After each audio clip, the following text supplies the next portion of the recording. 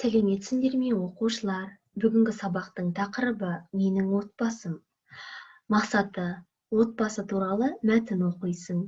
Кімнің, ненің, кімде, неде, қайда сұрақтарын қолданып сөйлеуді үйренесің. Мәтінді қайтадан оқы, тапсырманы орында. Менің отбасым үлкен. Менің отбасымда 8 адам бар.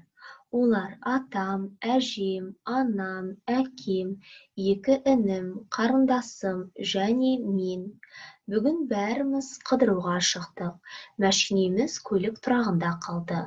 Таңертең бәріміз театрға бардық. Қазір әжем мен анам сауда үйіне кетті. Сауда үйі дәмхананың қасында. Дәмхананың алдында балаларға арналған алаң бар. Алаңның іші кең. Мансұр екеуміз доп ойнап жүрміз. Қарындасым ролик теуіп жүр. Міне атам отыр. Оның қасында досы бар.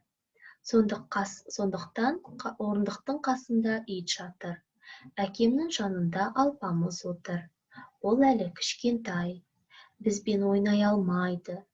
Қазір бәріміз қонақ үйге барамыз. Қонақ үй де жақын жерде тұр. Әне, анау қонақ үй. Ол сауда үйінің жанында орналасқан. Қонақ үйдің іші салқын. Ал ондағы мейрамхананың тағамдары өте дәмді. Қазір сонда барып тамақ ішеміз. Біз осылай тату-тәтті өмір сүреміз. 4-ші тапсырма. Мәтінді қайталап оқы, кестеге сүйеніп сұрақтарға жауап бер. Қайда сұрағына жауап беретін. Қайда? Менің отбасымда. Қайда? Көлік тұрағында. Кімде сұрағына. Неде? Кімнің? Ненің? Кестеге сүйеніп сұрақтарға мәтін бойынша жауап бер.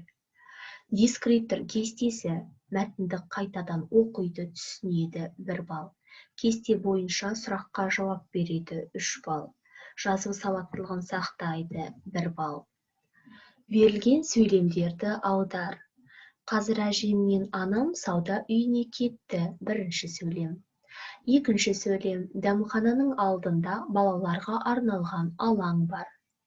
3-ші сөйлем. Мансұр екеуміз доп ойнап жүрміз. 4-ші сөйлем. Әкемнің жанында алпамыс отыр. 5-ші сөйлем. Бізбен ойнай алмайды.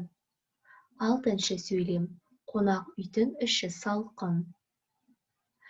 3-ші тапсырма. Отбасы тақырыбына диалог құр. Дескриптор кестесі. Сөйлемдерді аударады 2 балл. Диалог құрады 2 балл. Сөздердің орын тәртібін сақтайды 1 балл. Осымен сабақ аяқталды. Сау болыңдар, оқушылар.